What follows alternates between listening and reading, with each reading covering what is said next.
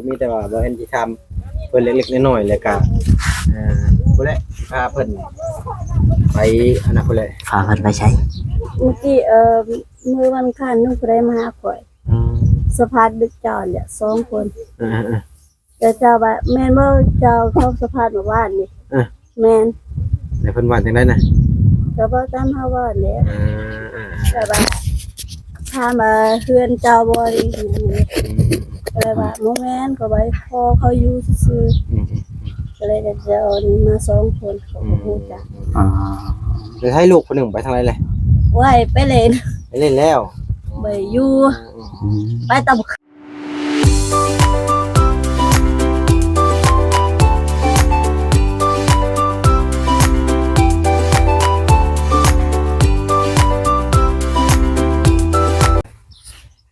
สวัสดีและสบายดีพ่อแม่พี่น้อง FC เนาะวันนี้ทางมาเจอก็ได้เดินทางมาทางบ้านอย่างบ้านชอกโอ้บ้านชอกเนาะเมืองอย่างในเมืองไกรสอนโอ้เมืองไกรสอนแข้งสวรรณเขตพี่น้องเนาะก็มาหาครอบครัวหนึ่งที่ว่าเป็นเพิ่นเป็นสาวเขมรพักถิ่นอะไรพี่น้องเนาะที่ว่าเพิ่นมาได้ผัวลาวเนาะกะทางบ่จอยก็บ่เคยเข้ามาจักเทื่อพี่น้องเนาะเป็นครั้งแรกจังใดก็สิพาแม่ FC ไปเบิ่งไปชมนํกันเนาะแล้วก็ไปเบิ่งว่าเรื่องราวเป็นจังใดบ่จอยก็บ่เคยเข้ามาเด้พี่น้องเนาะเป็นครั้งแรกมื้อนี้ก็มากับเบาแอนเพิ่นผู้เพิ่นเคยมาหาแหละพี่น้อง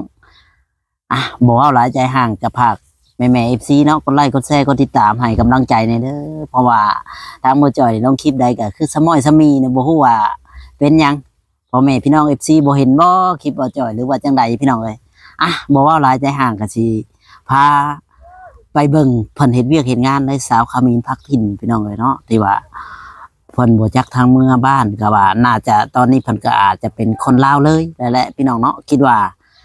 บ่เว้าหลายใจห่างไปเบิ่งไปชมนํกันเลยพี่น้อง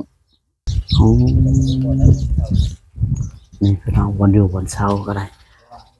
คันฝนตกน้ำลงกับน้ำท่วมหมดแล้วพ่อแม่พี่น้องเนาะนี่แหละวนอยู่บนเสาติน้ำบ่ไหลไปบ่เวลาฝนตกน้ำลง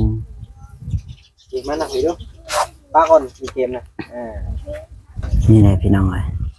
บ่เฮ็ดอยู่เฮ็ดกินดาวเมียงคำสบายดีฮัมมาถึงประสบสบายดีเลยประสบเป็นเห็นเวียกเนาะก็มีแต่ว่าบ่เห็นที่ทำเพิ่นเล็กๆน้อยๆแล้วก็พุ่นแหละพาเพิ่นไปอันนั้นพุ่นแหละพาเพิ่นไปใช้เมื่อกี้มื้อวันอังคารนุ่งได้มาหาข่อยสะพานดึกจอดเนี่ย2คนแต่เจ้าว่าแม่นบ่เจ้าเข้าสะพานเมื่อวานนี่แม่นแล้วเพิ่นว่าจังได๋น่ะก็บ่ตามเฮาว่าแหละแต่ว่าพามาเฮือนเจ้าบ่ได้หยังนี่ก็เลยว่าบ่แม่นก็ไว้พอเขาอยู่ซื่อๆก็เลยจะเอานี่มา2คนเขาบ่ฮู้จักเดี๋ยวให้ลูกคนหนึ่งไปทางไหนเลยไว้ไปเล่นแล้วบ่อยู่ไปตำคืนบ่แต่เมื่อคืนนี่ไปฉลองปีใหม่ฉลองปีใหม่อีกน้อยก็เป็นฉลองปีใหม่ไปแต่เมื่อคืนหมอในชื่อยังเลยลืมชื่อเลยนะครับชื่อแดงน้องชื่อดำแม่ชื่อคำเนียงคำเนียงคำอันนี้ก็จะเป็นเจ๊ใจดีเลยพี่น้องเจ๊ใหญ่ใจดีเจ๊ใหญ่ใจดีเจ้าของบริษัทพักมื้อนี้กับเอ็นกับผมมียังมาฝากได้สุด2สุดมาให้แต่กับปิโป้พอดีว่าซื้อขนมมากันฟรีว่าให้บ้านน้อยอยู่เทิงพร้อมนะพี่น้องแน่ยากับลูกยาแล้วตามหาว่าคือว่าฝากเขาไปบ่เห็นหรอวะบ่จักแล้วยังบ่มีโอกาสเข้าไปหาเพิ่นก็มีแต่ว่าให้เพิ่นไปเฮ็ดเวียกมาพี่น้องเพราะว่าฮอดยามเพิ่นเฮ็ดเวียกก็สิให้พ่อแม่พี่น้องเอาชี้เบิ่งรับจ้างบ่เนี่ยครับนี่ทำนี่แหละเดือนนึงเท่าไหร่เพิ่นให้มื้อละ40 50พอได้เลี้ยงลูกแม่นมื้อนี้พักผ่อนครูบ่ได้ไปเลี้ยงลูกเลี้ยงเต้าพอได้เงินใช้เนาะแต่ แต่ละมื้อนี่ก็เฮ็ดแต่แบบนี้เนาะถือว่าดูมันขยันเนาะขันยามนาได้จ้ะ น้ำหน้าก็ช่วยเจ้าดำ อ๋อพอเขาให้เท่าไรก็กิน แม่น อืม เราบ่มีบ่อนอยู่บ่อนเช่าเนาะ แม่น อาศัยนี่แหละนายจ้างหรือว่าบ่อนผลิตเวียกอาศัยอยู่ในกระท่อมของเพิ่นนี่แหละนี่ เวลาน้ำยามฝนนี่ก็บ่ท่วมหมดวันนี้ ท่วม อยู่ใช้จ้ะบัดนี้ พ่อกับเจ้าอยู่ ตรงนั้น แม่น หมายว่าน้ำท่วมหมดนี่ก็ต้องย่างลุยน้ำไปเลย เมื่อ อืมแบบว่าเฮือนเจ้าเฮือนผัวบ่มีบ่อยู่ มีแต่ของหญ้า อ๋อ เพื่อนหญ้าหญ้าก็ลูกหลายคน อืม เอาอยู่บ่ได้ อืม มันบ่มีบ่อนอยู่เอาง่ายๆก็ได้เนาะมันบ่พอกันอยู่นะ จักปีได้มาอยู่นี่นะ แม่น4-5 ปีแล้วอยู่จ้าแต่เพิ่น แล้วก็เอากับผัวนี่จักปีแล้วจำได้บ่จำบ่ได้เอาจนจำบ่ได้เลย มาโดนเลย อ๋อ จะปี แปลว่าคนแถวบ้านนี่พอเขารู้จักหมดบ่ และติดต่อ อืม เฮามันมีเบอร์โทรอยู่ในบ้านก็เลยบ่ได้ติดต่อกัน อืมตัดขาดเลย อืม จ้า แปลว่ามีสิเมื่อบ้านสิเมื่อบ่ได้บ้านนี้แหละขากันก็มีอยู่บ้านเฮา หากัน อืม ถ้าที่เจอกันนะอยู่ประเทศเฮา อืม คิดฮอดแม่อยู่บ่ซะ เป็นฮอดแต่ว่าเรื่องเรายังหรืออยู่บ่จัก ถ้าสมมุติว่าเพิ่นบ่ยังเลยได้สาเหตุจังได๋ ก็อยู่นี้อยู่กับผัวกับลูก กลับเมื่อก็กลับบ่ได้ แม่น ก็คิดฮอดเพิ่นอยู่บ่ซะ เป็นฮอด คิดฮอดเคยคิดมาเคยน้ำตาไหลบ่ ก็ให้ทุกมื้อ คู่มื้อนี่ก็ยังให้ คือว่าเขาเจ้าว่าก็บ่เมื่อบ้านยามบอกพ่อแม่แน่ก็เลยว่าบ่มีเงินเมื่อลูกก็2คนเลยสิเมื่อแบบไรวะเกิดว่าถ้าลูกใหญ่แหละบ่เสียการมีเงินมีคำสิไปยามอยู่ตอนนี้มีทันแล้ว อืม นั่นแหละเป็นตองเรือมาเมื่อ ประมาณนี้แหละ จันจอกหรือว่ามื้อ อะไรนะ เป็นจองตัวอ้ายอันนั้นเด้แล้วถือมาบ่ได้เอา อ๋อ มา จ้องเหรอบ่ อืม เออ ค่อยเคลียร์ไว้ แม่นแหละลืมแต่มื้อนั้นเดียวเสียมื้อหรอกก็เดี๋ยวให้เพิ่นไปเฮ็ดเวียกกับพี่น้องเพอว่าฮอดยามเพิ่นเฮ็ดงานแหละ อ่าไป ไปเฮ็ดเวียกปุ๊บ เดี๋ยวเห็นงานเจ้าเลย เดี๋ยว สิไปเบิ่ง พา FC ไปเบิ่งก่อนเพราะว่า จะได้บนอยู่บนเช้าจะอยู่นี่บ่หำ เฮ็ดเวียกแล้วเด้ อยู่นี่นอนนี่เด้จะคนนอนนี่นะห ว่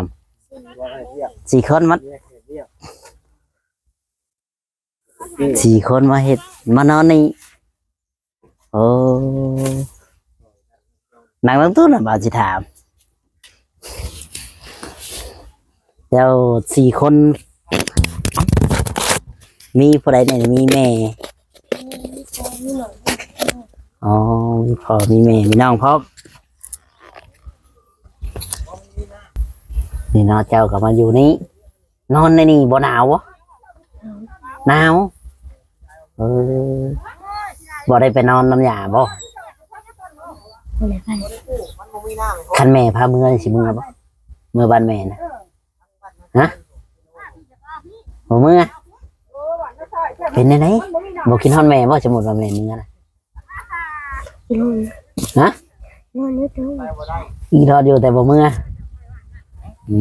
ยันว่าอยากมาเยี่ยมยาอืมกินข้าวกับหยังมานี่นะ เขาครับปีนประตู กินปลาทูอ๋อบ่ได้ไปหาปลาใส่เบ็ดบ่เจ้าน่ะ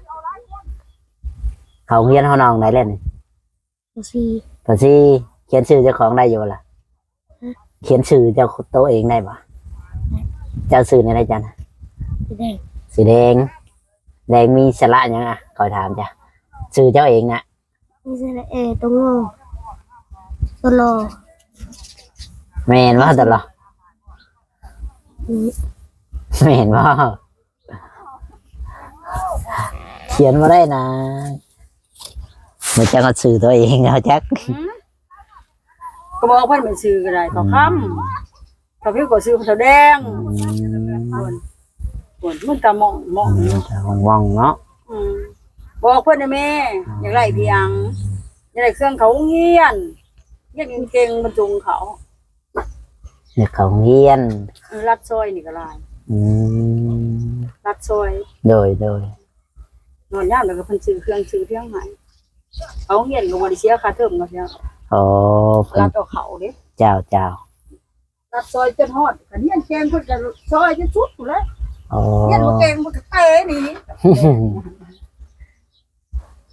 พากันนอน4 คนพ่อแม่ลูกนอนอันนี้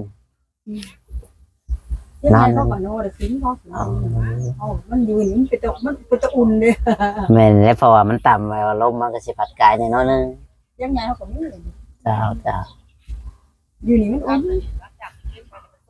แบบว่าไผนี่ต่อมาจะพุ่นบ่หรือว่าไผแสงอาทิตย์ บ่แล้วบ่ต้องมาเพื่อนเขาแล้ว อ๋อยามน้ำยามในนี่คือสิท่วมหมดแล้วเนาะ บ่ได้ท่วมนะ บ่ได้ท่วมบ่ สี่ห้าปีมันท่วมนึงแม่ปีนท่วมนี่ปีน อ๋อ ปีใกล้เอ้ยเท่าไรปีมันท่วมนึงมันขนาดแห้ง คอยคิดว่าน้ำท่วมฮอดพุ่นเด้ สี่ห้าปีเจ้าหรอกคนนึง บุงผักบุงหญ้าเนาะ บ้านเฮามันอุดมสมบูรณ์หรอกบ่คอยสิมีน้ำท่วม เจ้า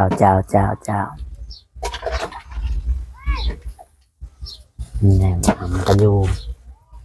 บ่ได้ไปใช้อยู่ผู้เดียวนี้อ้ายหรือน้องไปดินอ้ายเจ้าหรือน้องไปนะ น้อง เป็นอ้าย เจ้าเป็นอ้ายหมู่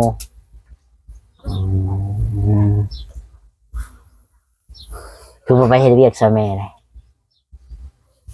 เฮ็ดเป็นบ่ แน่ไม้กับเรียกได้เข้ากล้องเลยหั่น เฮ็ดเป็นบ่ครับเฮ็ดบ่เป็นอันนี้ปลูกผักดำนาเป็นยัง นี่ดูสิ เฮ็ดบ่เป็นเฮ็ดหยังได้ถ้าเป็นนึ่งข้าวเป็นบ่ เป็นหรอกเขา ตรงหนึงก็ว่าให้เป็น6 5ตรงบ่ นี่มันบ่พอกับเฮานี้ นี่แหละบ่ทำก็ได้เนาะโอ้พี่น้องเอ้ยปลูกผักแบบนี้ปลูกผักปลูกหญ้าสบายดีเด้อทุกคนเจ้าอาชีพรดน้ำเนาะ เขาจะขาย เฮียบ่อ๋อเฮียนี่เป็นอาชีพรดน้ำ เดี๋ยวเป็นแนว ทุกอย่างเนาะ แค่น้อยแล้วหาเงินต่อแค่ใหญ่ สาวอันยังมัก สาวงามก็มากห่วยสาวใช่ดิแถวนี้มีอยู่บ่นี่ สาวแล้วดูเที่ยงสาวดู สาวลูกติดเด้ สาวเฒ่า โอ้ สาวอีได้จ้ะสาวเฒ่าสาวมันแหละ สาวดูสาวมันเนาะโอ้เฉพาะดอกเพิ่นยังปลูกไว้ปานนี้สาวเนี่ยนะ เช้านี้ยังค่ำ สาวเนี่ยคำเลย นี่ละอ้อ นี่นะอ๋อ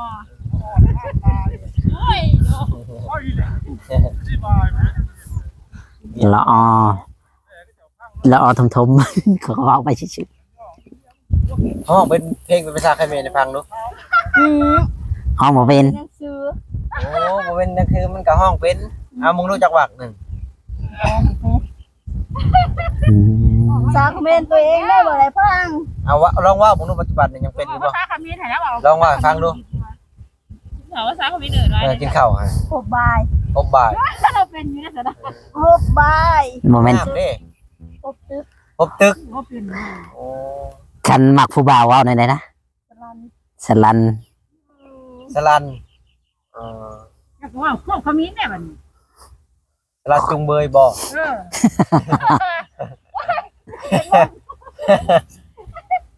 คอยเลยคือแห้งไว้เนาะแถวนี้ มีแดดแดด มันแดดแห้งดิ อืม ทางคุณเจ้าก็มารับจ้างเพิ่นคือกันบ่นี่น่ะเอาเป็นวันคือกันเนาะแต่ว่าบ่ได้งานประจำคือเช้านี้ยังค่ำ งานประจำ อืม เพิ่นน่ะอยู่ในนี่ประจำเนาะนอนอยู่นี่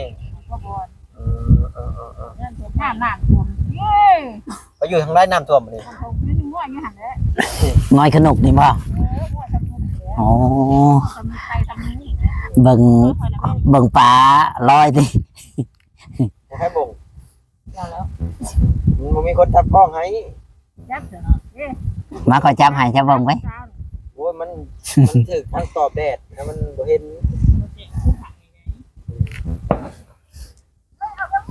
เสื้อทีทีล่ะ จักเดือนอันได้ขายในชั้นยังคำจังนี้นะ2ทิศ ข้าไปมือสุดท้ายแล้ว อ๋อ ใส่ปุ๋ยบ่เนี่ย ใช่หน่อย ใส่ปุ๋ยใส่ขี้ ใส่ขี้ไก่บ่ งัว กันหัวแกพันหัวขี้ ขี้งัวภาษาเขมรเพิ่นเอิ้นว่าได้บัด จรูก ลูกควายเด้ซะ เป็นเบิร์ดเว้ย โก ควายโกเป็ดเด้ กราบ เอ๊ะ บ่แม่นดิ เจ้าได้อ่านแล้ว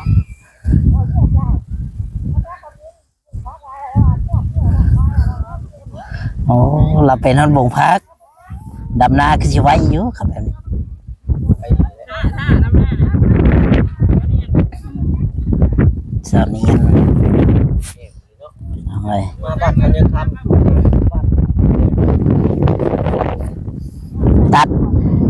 ตัดชงครับว่านี่นะ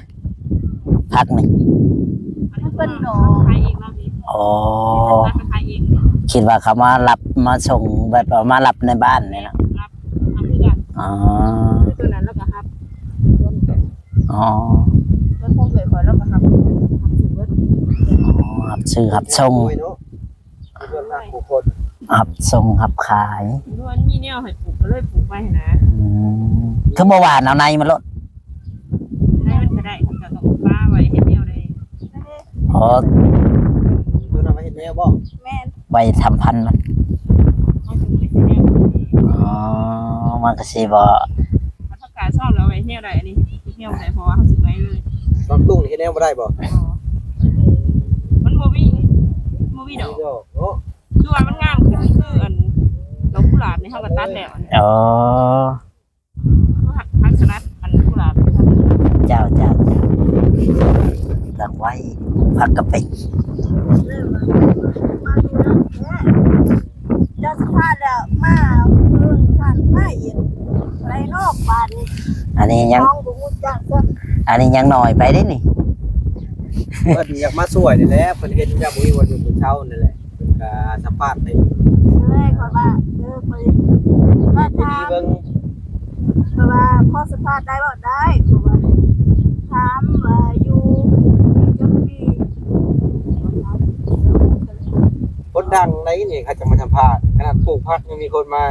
ยืนตากแดดนำ บ่ยันดำบ่เนาะ บ่เป็นหยังดอกบ่อันดับเลย บ่ยันดำก็ยามันให้มีเงินใช้ก็พอ โอ้นี่แหละคนขยันสู้เพื่อลูกเนาะ แม่นลูกทันใหญ่ ชูเพื่อลูกหรือชูผู้ผัวมืดสองเลย หมดสี่บ่ มืดสิ เจ็ดผัว อืม ว่าเป็นชาวบ้านจ่ายพังมือจักบาทฟัง ว่าเจ้าก็ตอบเราได้แล้ว ตอบได้อยู่ว่า มาติกินแต่เพิ่นห้องเพลงนั่นแหละจิตเจิดจักแปลว่าไปหยังบ่เจ้านี่หยัง เจ็ดนั่นแปลว่าข้อหมายว่าเขานี่มักผู้สาว เพลงเจิดเรียกว่าจ้อยจะบ่ได้ยินบ่ ได้ยินอยู่ มักผู้สาว มักผู้สาวมักคนแบบนุ่มใหญ่ๆก็เศร้าไว้เป็นห้องเพลง คือบอกกันขัดจ้องประแดด มันลม อ๋อ เป็นตองใหญ่มีอยู่สลายมัน คุยไปเอาจ้องก่อน ตัดฟุดแบบเวลานั่นก็ตัดแล้วก็ปรุงใหม่บ่ แบบมันเป็นแหนง อ๋อ ตาหักดอกมันแล้วเด้ อ๋อในมันสิปรุงซ่อนแล้วก็ตัด นี่เด้เด็กหักเลยมันออก เจ้า ถ้ากาชอบหรือจะเป็นแบบนั้นพักอันนี้เขาตัดต้นไปเลย ปลูกทุกพักเนาะทุกอย่าง ผักกะหล่ำหมดแล้วผักกะหล่ ผักขะหล่ำผักคะน้ากวางตุ้งอืมเอาทุกพักทุกหญ้า พักของมาวันพวก ำอึดอยู่มันสุก กินแบบได้พักข้าวสารนี่เบิด เจ้า พระพรมนี้ถามได้เท่าไหร่